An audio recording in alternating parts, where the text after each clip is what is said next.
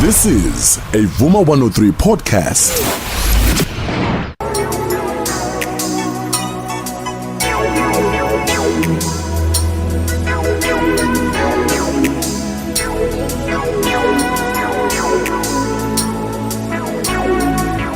Mega Grace on Sunday on Vuma FM. It's exactly 6 minutes before usiname Khize namhlanje ekseni. Ngicela ukukhuluma nawe sengithi bamba sengiyavala ekseni. Bambanga sengiyavala before uqala usuku lwakho, before uphume namhlanje, before ungene emotweni uhambe lapho yakhona namhlanje bamba ekseni sengiyavala. Ngicela ukukhuluma nawe nanka amazwi ambalwa nje amafishanyana ngicela ukutshela ona ngaphambi kuba wenze konke uzokwenza namhlanje ekseni. Kwesinye isikhathi akudingi ukuthi uhubhe lento oyifunayo, kodwa kufanele uvele unyuse izinga lakho lokuthandaza ukuze lento oyifunayo kuzoba yiyo ezohupa wena ikuthole.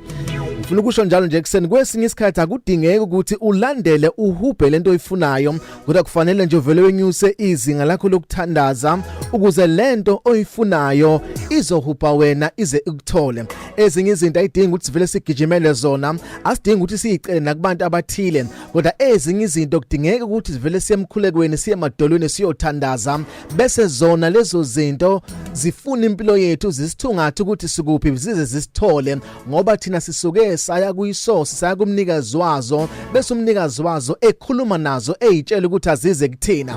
Khona abanye abantu abagula namhlanje ekseni akudingeki uaddress ukugula kwakho, kodwa kuvele uye kumuntu omnikazi wakho umtshele ngokugula kwakho, bese yena address ukugula okubamba impilo yakho, ngoba yena ungaphezulu kokugula kwakho, ungaphezulu kweinkinga zakho. Kwesinye isikhathi akumele uqonde inkinga zakho uyokhuluma nazo, kodwa kumele ukhulume nalo ongaphezulu kweinkinga zakho, bese yena ekhuluma neinkinga zakho ayixazulule, azilwe, ayiqede. Isikhathi into esibambezelayo ukuthi suke si-address izinto ezi-wrong okungamele si-address, sikhulume nabantu aba-wrong okungamele sikhulume nabo, sikhulume nezinto okungamele sikhulume nazo, kodwa kumele sikhulume nabanikazi babo ukuze umnikazi wazo lezo zinto akhulume nazo bese ziba right. Omunye yakhala uthi umyeni wakho uyamhlukumeza, omunye yakhala uthi unkosikazi wakho umnikeza inkinga. Ngiyazi usuzamela ukukhuluma nawo, zama ukumbonisa kodwa akaboniseki. Njengamanje ngiyakucela ukuthi ungabisakhuluma naye, kodwa uvele kumnikazi wakho, unkosikazi wakho, umnikazi wakho, umyeni wakho, uyomtshela ukuthi uNkulunkulu nanga umyeni wanginikeza yena unginikeza inkinga, bese kuthi umnikazi kamyeni wakho nomnikazi kankosikazi wakho ehla eyobhekana nesimo sakho, ayokhuluma nonkosikazi wakho, bese isimo sakho siyaxazululeka, siyalunga. Ezinye izinto akumele uyihubhe, akumele uyilandele. Khuluma noNkulunkulu bese uNkulunkulu ethinta izinto ezithile kulungisa isimo sakho, kulunga impilo yakho. Abantwana bakho bayinkinga, ngiyakucela uhambe uNkulunkulu bese uNkulunkulu umtshele, uNkulunkulu uzokwenza izinto ezithile. Akumele uhubhe izinto, kodwa yemthandazweni, umthandazo activate izinto ezithile.